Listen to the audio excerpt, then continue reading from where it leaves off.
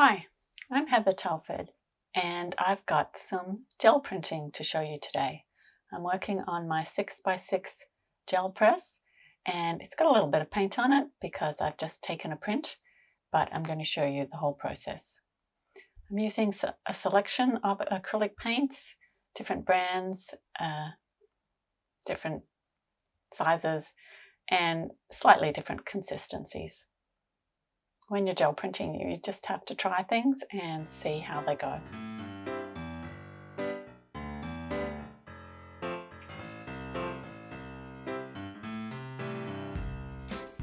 You can see that I'm going one way with the brayer. I'm just going from left to right rather than back and forth. If you go back and forth, you will remove the paint that you just laid down.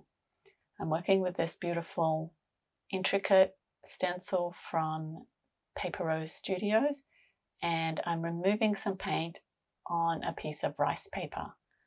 Rice paper has a rough and a smooth side. I'm using the smooth side.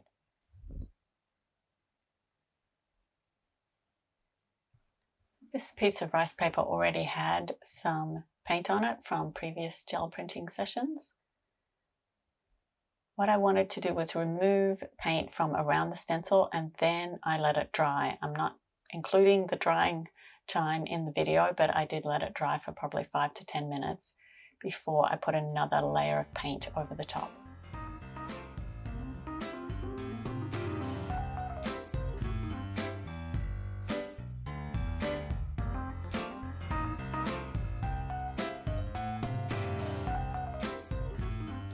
Taking a print, or pulling a print as they say, on a piece of computer paper.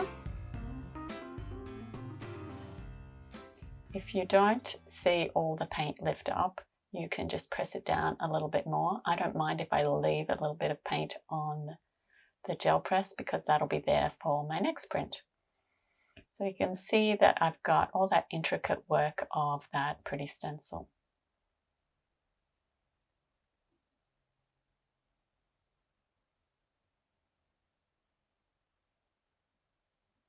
Without cleaning my plate, I'm just going to go straight ahead and do another stencil print.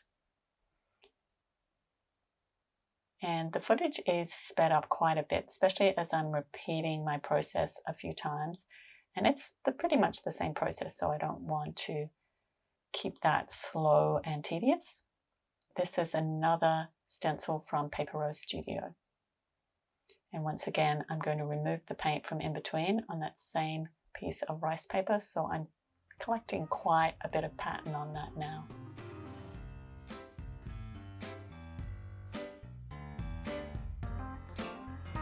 Again, I'll let it dry before I take my next print.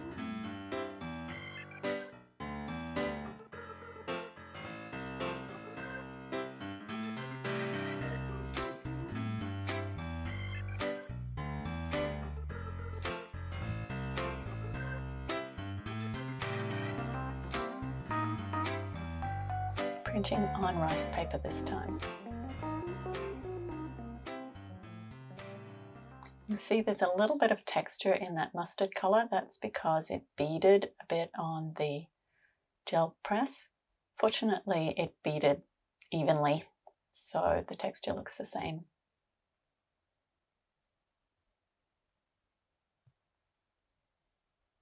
I'm going to take another print. I've got Primary Blue and Payne's Grey, and these are two different brands of paint, and the consistency is a little different. So I've got too much of that Payne's Grey. And you can see as I kind of roll over the Payne's Grey with the brayer again, it picks some up. Better to have too little than too much. This is a print from another session, and I'm taking paint off over the top of a previous pattern and creating pattern on pattern.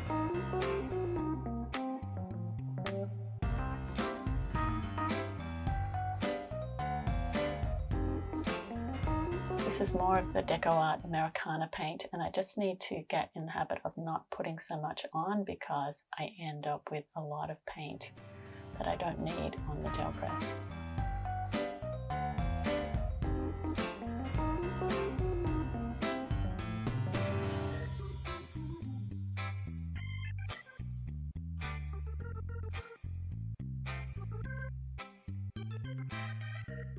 And this is the result of too much paint.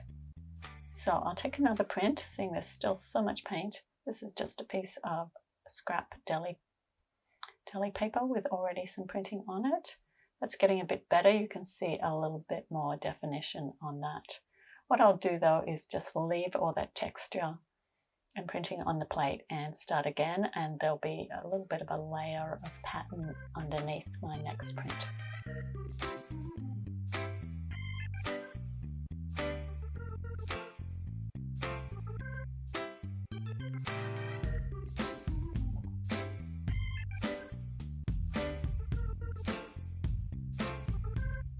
This is a little bit of textured paper left over from another printing session. So I've got all that paint removed plus the texture from the previous print. Again, I'll let that dry before I cover that with a thin layer of white.